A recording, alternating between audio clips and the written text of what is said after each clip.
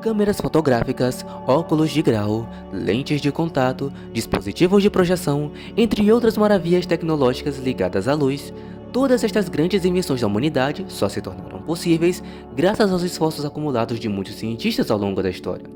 Se hoje você está vendo esse vídeo, muito provavelmente um projetor da sua escola, muito disso se deve em parte justamente a esses avanços. E esta é a história que nós vamos contar hoje, a história do surgimento e evolução de um campo muito importante da ciência, conhecida como ótica. Nossa jornada começa muito tempo atrás, por volta de 750 a.C. Acredita-se que um curioso artefato encontrado em 1850 em um antigo palácio assírio seja dessa época. O que nos é curioso é que este artefato tão antigo se assemelha em muito com uma coisa bastante comum em qualquer laboratório de astronomia. Este artefato é a lente de Nimrod, também conhecida como lente de Layard, em homenagem ao seu descobridor, o arqueólogo Austin Henry Layard. Como o nome sugere, a lente de Nimrod é um objeto cristalino composto por uma face plana e outra ligeiramente convexa, e pode ser utilizada para ampliar uma imagem até cerca de 3 vezes quando se olha através dela, exatamente como uma lente moderna. Apesar de possuir propriedades ópticas notáveis, a função da lente de Nimrod é um assunto que ainda segue em discussão. Entre as principais teorias, uma delas indica que a lente poderia ser apenas um item decorativo ou de adorno usado por alguém da época. Já outra, um tanto quanto ousada, indica que poderia se tratar de uma lente de algum tipo de telescópio, o que poderia explicar o vasto conhecimento dos babilônios em relação à astronomia. Mas a falta de registros e de achados semelhantes impossibilita bater o martelo em relação a esse assunto. Apesar das incertezas, fato é que a lente de Nimrod é um artefato bastante curioso visto como antigo ele é, sendo este um dos objetos ópticos mais antigos de que se tem conhecimento. Avançando cerca de 200 anos na história, por volta de 500 a.C., os gregos antigos, que são sempre pauta para qualquer discussão científica, especularam sobre como a luz se propaga pelo espaço, como interagia com as coisas e como a nossa visão funcionava. Por meio de puras observações acerca do comportamento da luz, era consenso entre os gregos de que a luz sempre se propagava em linha reta. Fora isso, quando a luz batia em uma superfície lisa, como um espelho por exemplo, o ângulo com a qual a luz refletida saía do espelho tinha que ser igual ao ângulo com a qual a luz atingia o espelho, ou, em outras palavras, o ângulo de reflexão da luz tinha que ser igual ao ângulo de incidência da luz, uma coisa que ficou conhecida como lei da reflexão. Essas ideias intuitivas, que já eram bem compreendidas na época, só foram formalizadas cerca de 2 séculos mais tarde pelo famoso matemático Euclides, autor de um dos livros mais importantes da humanidade, Os Elementos. Euclides, por sua vez, era adepto de uma ideia bastante comum de sua época a respeito de como a nossa visão funcionava. Por muito tempo, se acreditava que o olho era capaz de enxergar, pois emitia feixes de luz que rebatem nos objetos e retornam para os nossos olhos. Por outro lado, existiam também ideias de que a visão era, na verdade, causada pelo contato direto dos olhos com minúsculas partículas que os objetos emitiam, e que essas partículas carregavam toda a informação visual desse objeto e por isso nós os enxergávamos.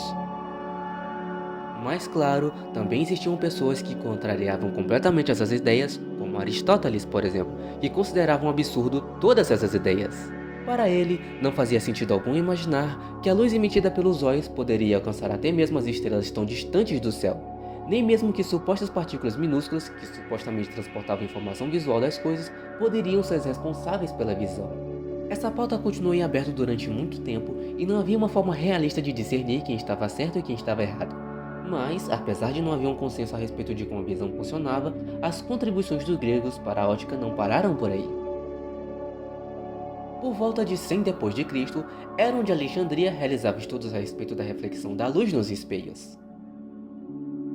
Ele utilizou geometria para fundamentar a ideia de que a luz sempre percorre a menor distância entre 2 pontos quando a luz emitida por um destes é refletida por um espelho. Ele atestou que se isso fosse sempre verdade, o menor caminho possível seria justamente quando o ângulo de reflexão da luz fosse igual ao ângulo de incidência, novamente a lei da reflexão entrando em jogo. Esse ficou conhecido como o princípio do caminho mínimo, que futuramente se tornaria a base para o que um dia Pierre de Fermat viria chamar de princípio do tempo mínimo. Algumas décadas mais tarde, Cláudio Ptolomeu estudava o comportamento da luz quando esta passava de um meio transparente para o outro, mudando sua direção no processo, em um fenômeno que ficou conhecido como refração. Ptolomeu foi capaz de realizar medições muito precisas da inclinação da luz quando esta passava de um meio para outro para diversos casos, mas não foi capaz de estabelecer uma relação matemática precisa o suficiente para casos mais gerais, onde, por exemplo, os ângulos de inclinação eram um tanto maiores. Isso só seria feito séculos mais tarde por uma figura bem pouco conhecida da história da ótica, cuja descoberta, por sua vez, também demoraria mais de meio século até ser redescoberta e popularizada por outra pessoa. Por volta do primeiro milênio, o matemático persa Ibn Sahih foi o primeiro de que se tem conhecimento a ter elaborado de maneira matematicamente precisa a lei da refração, que hoje conhecemos como a lei de Snell. Infelizmente, seus escritos ficaram perdidos durante muito tempo na história e só foram redescobertos e reconhecidos recentemente no século XX. Contemporâneo e influenciado pelos trabalhos de Sahil, Ibn al-Haytham, outro matemático persa que ficou muito conhecido no ocidente como Al-Hasan, foi quem revolucionou a teoria da visão ao desbancar a antiga teoria grega de que os olhos emitem luz como causa da visão, afirmando este que o processo da visão era na verdade o completo oposto. Al-Hasan foi um dos pioneiros do método científico. Ele está entre as primeiras pessoas a realizar experimentos controlados para testar suas hipóteses e, por fim, confirmar teorias. Não apenas dar argumentos sólidos para comprovar sua teoria da visão, em que a luz externa é que reflete nos objetos e chega aos nossos olhos, como também na sua base para que uma ciência mais rigorosa pudesse ser desenvolvida no futuro. Entre outras de suas contribuições, ele aprofundou os estudos a respeito da lei da reflexão, da lei da refração, mostrou que a luz viaja mais lentamente em meios mais densos, realizou experimentos com câmeras escuras, o que seria crucial para o desenvolvimento da fotografia moderna, e, além disso, foi ele quem primeiro propôs o que Pierre de Fermat um dia concluiria, de que a luz sempre percorre o caminho de menor tempo. Avançando um pouco mais na história, entre o fim do século XIII e o início do século XVII, temos na Itália o desenvolvimento dos primeiros instrumentos ópticos mais sofisticados. Este era o nascimento dos óculos de grau e das lentes de aumento modernas. Com o forte avanço nas técnicas de produção e refinamento do vidro, tornou-se possível o desenvolvimento de lentes consideravelmente maiores, o que impulsionou significativamente o avanço da ótica. Foi nessa época, inclusive, que tivemos o desenvolvimento do primeiro telescópio pelas mãos de Zacharias Hansen e, posteriormente, o seu aprimoramento pelas mãos de Galileu Galilei, que permitiu ao homem, pela primeira vez, observar a grandeza dos céus como nenhum outro fez antes. Ainda no século XVII, tivemos o retorno e a imortalização de uma lei que já era muito estudada desde a antiga Grécia por Ptolomeu e posteriormente refinada por Al-Hazen, provavelmente no antigo Cairo. Esta era a lei da refração, que hoje conhecemos como lei de Snell e que talvez seja a lei mais famosa de todo o campo da ótica. Tal como Ptolomeu, Snell chegou a esse resultado de maneira totalmente experimental, mas diferentemente deste, ele conseguiu chegar a uma relação matematicamente precisa desse fenômeno. E tal como Ibn Sahih, Pierre de Fermat chegou ao mesmo resultado por um caminho puramente lógico e matemático, com seu princípio do tempo mínimo. Indo agora para a Inglaterra, durante um período difícil na Europa devido à peste bubônica, Sir Isaac Newton passava seu tempo livre em casa, longe da Universidade de Cambridge, simplesmente revolucionando o mundo no conforto de casa. Entre os seus muitos contributos importantes para a ciência, temos a descoberta da composição da luz. Com um experimento simples, com somente um prisma e uma fenda na parede de sua casa, Newton concluiu que a luz branca é composta por todas as cores do espectro visível. Fora isso, que a cor dos objetos é resultado da absorção e reflexão da luz incidente sobre eles. Ou seja, se sua camiseta é verde, é porque ela absorve todas as cores do espectro visível da luz, com exceção do verde, que é refletido. Se sua camiseta é preta, é porque ela absorve praticamente todas as cores e quase não reflete nada. Já se sua camiseta é branca, é o contrário, ela reflete todas as cores e não absorve quase nada.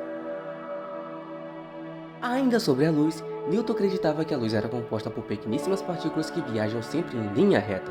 Com essa visão, coisas como a reflexão e a refração da luz passavam a ter um sentido fisicamente mais profundo e palpável.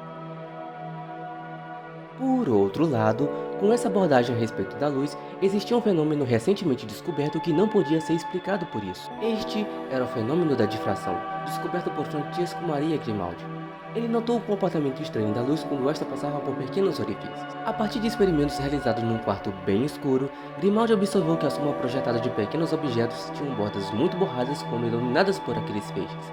Fora isso, ao redor daquelas bordas haviam faixas que se alternavam entre iluminado e escuro, o que hoje chamamos de faixa de difração. Esse experimento parecia contradizer o que Newton havia proposto, pois, se a luz fosse de fato composta por partículas e sempre se propagasse de maneira retilínea, o que Grimaldi havia observado naquele experimento jamais deveria acontecer. Foi então que outra figura muito importante na história da ótica resolveu entrar nesse jogo, Christian Huygens.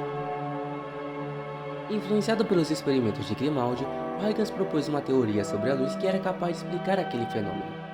Se, ao invés de partículas, a luz se comportasse como onda, então tudo estaria resolvido.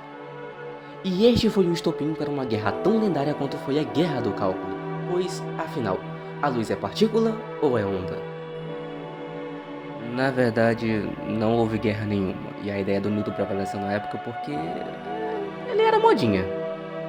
Avançando agora para o início do século XIX, as ideias de Newton sobre a natureza da luz começaram a cair por terra com a chegada de Thomas Young e o famoso experimento da dupla fenda, que provou de uma vez por todas a natureza ondulatória da luz. Nesse experimento, um feixe de luz provindo de uma única fonte é lançado contra duas pequenas fendas ao mesmo tempo, formando uma imagem luminosa na parede do outro lado. Caso Newton estivesse certo, o feixe de luz deveria formar apenas duas linhas com o formato das fendas.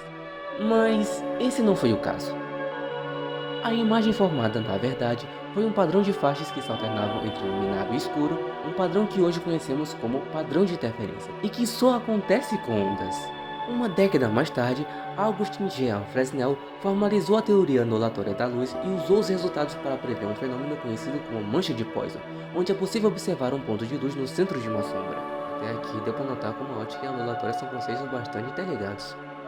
Quem sabe eu faço uma história da ondulatória futuramente. Uma descoberta verdadeiramente revolucionária para o mundo da astrofísica, uma cortesia da ótica, foram chamadas linhas de Fraunhofer, descobertas em 1814 por Joseph von Fraunhofer. Elas basicamente permitem catalogar os elementos químicos presentes na atmosfera de qualquer corpo celeste, isso a partir simplesmente da luz emitida ou refletida por eles. As linhas de Fraunhofer estão entre as ferramentas mais importantes da astrofísica, talvez sendo a mais importante depois do próprio telescópio, pois elas nos permitem desbravar e compreender o universo sem necessidade de sair do lugar, e se hoje sabemos tanto sobre o mundo lá fora, foi graças a elas.